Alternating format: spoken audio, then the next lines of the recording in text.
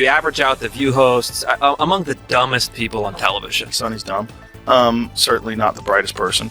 And what you just said just doesn't make any sense. It's just like so silly to say. It's not a well thought out. It's like if you had an idea for a premise and it was totally baked and half baked, and you went on stage with it, and it's nothing. Just there. go for it. Yeah, there's nothing there. I mean, Pat, you're married. Tom, you're married. Your husband's doing something. If he's allegedly doing something like this, you guys would know if your wives were up to some nefarious stuff. But let's just not forget who she is. She's been for years lecturing America about morality, inequality, systemic failures, and look at her track record. How many times does she have to go on in the past 2 months and look at the camera and do a legal apology for all the stuff that she said? The morning the scandal broke started like any other, coffee in hand, scrolling through the usual headlines. Then something caught my eye. The name Sunny Hostin lit up the screen, but not for her hot takes on The View this time. It was about her husband, Dr. Emmanuel Manny Hostin, and the headlines were anything but flattering. Dr. Hostin, an orthopedic surgeon, and his clinic Host Orthopedics and Sports Medicine were smack in the center of a legal firestorm. The accusations: insurance fraud, kickbacks, and wait for it, involvement in a massive RICO lawsuit with over 180 defendants. This is not just a case, this is a full-blown Hollywood script. Before we unpack the drama, legal jargon, and all, hit that like button and subscribe, because this scandal is just getting started. I agree with mostly everything that's been said. I mean, we know that, only about 31% of Americans trust our healthcare system. We have a terrible healthcare system. And, doctors suffer because of big corporations as well. Doctors that want to do good, like my husband, operates on someone even though they don't have insurance, and then has to sue health insurance companies to get paid for the work that he's been trained his whole life to do.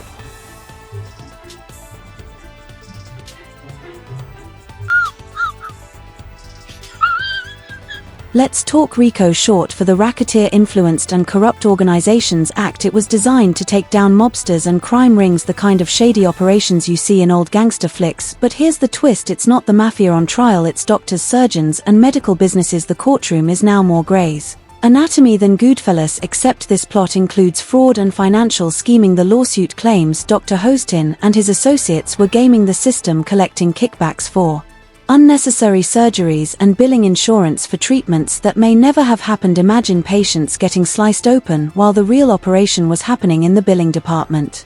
I want a citizen that has a policy. I mean, I'm not saying that Joe Rogan should be removed from Spotify. He's got 11 million listeners. He's got $100 million, contract as of 2020. But I do think as the podcast platform, you have to have some sort of guidelines. How about a disclaimer on his podcast that says, this is misinformation? How about removing some of the podcasts that disseminate misinformation? They have. And that's, Now here's where the scandal starts to sizzle. The lawsuit names Dr. Hostin, directly accusing him of pocketing financial incentives for pushing arthroscopic surgeries.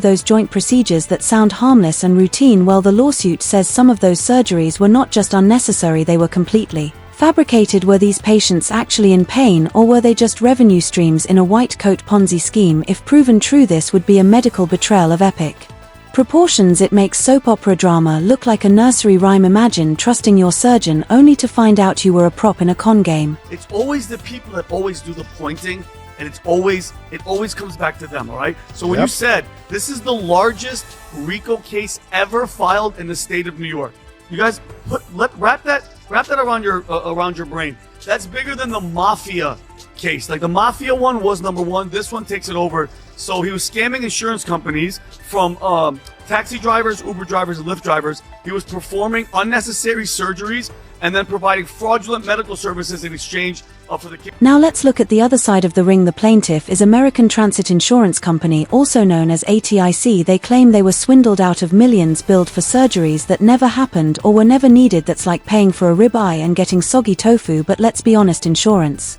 companies are not exactly saints either. They have a long history of denying valid claims, underpaying doctors, and ducking out on obligations. So the real question is whether ATIC is actually exposing a major healthcare scam or just flailing around trying to pin blame as they spiral toward bankruptcy. According to a new lawsuit obtained by Page 6, the orthopedic surgeon was one of 200 defendants named in one of the biggest racketeer influence and corrupt organization cases ever filed in New York.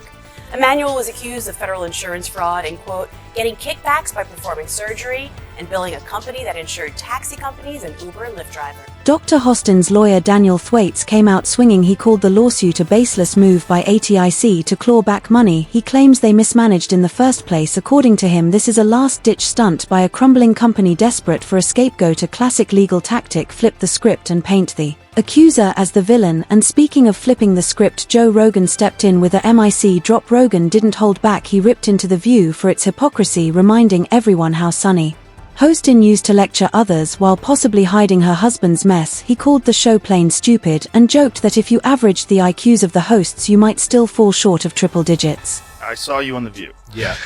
Yeah, so that's been overwhelming my past couple days. So I just went in there, did my thing. I had no idea what to expect. I didn't know who Sunny Hostin was. I actually still really don't know. So I wasn't expecting necessarily for her to kind of try to ambush me in that way and attack my character in that way. Well, it is the show that people love to hate. Yes, that's true. They get so much hate watching viral clips of them saying ridiculous things. I mean, Yeah. it is a rabies infested henhouse.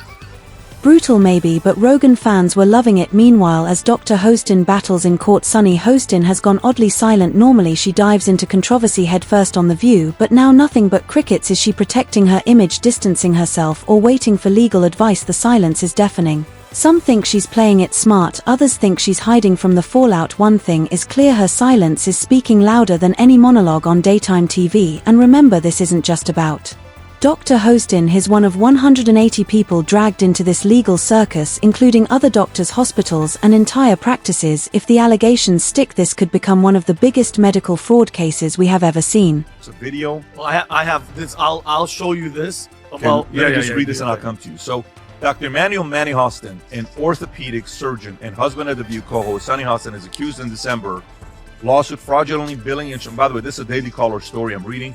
The lawsuit alleges Hostin knowingly provided fraudulent medical and other healthcare services in exchange for kickbacks and or compensation, and names him among nearly 200 defendants in one of New York's largest RICO cases. Wow.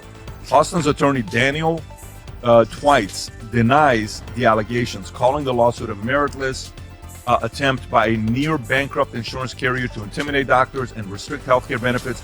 The case involves claims that Hostin performs unnecessary surgeries on patients after minor accidents without exploring less invasive treatments, with American Transit citing New York's 1974 no-fault law as contributing to widespread insurance. Think of this like Ocean's 11, but with lab coats and insurance fraud instead of casinos. The deeper issue is trust in the healthcare system. When greed overrides care, when profit trumps patients, the whole system breaks down. Doctors are supposed to heal, not hustle. Insurance companies are supposed to protect, not dodge responsibility. And if ATIC is using this lawsuit as cover for their own dirty books, they're only adding gasoline to the fire. Right now, these are just allegations. No one has been found guilty, but make no mistake, this courtroom clash is about to get ugly. Both sides are ready to unleash everything they've got, and no matter how it ends, the spotlight is now firmly on the ugly underbelly of American healthcare and insurance corruption. So grab your popcorn and stick around, because this story is far from over.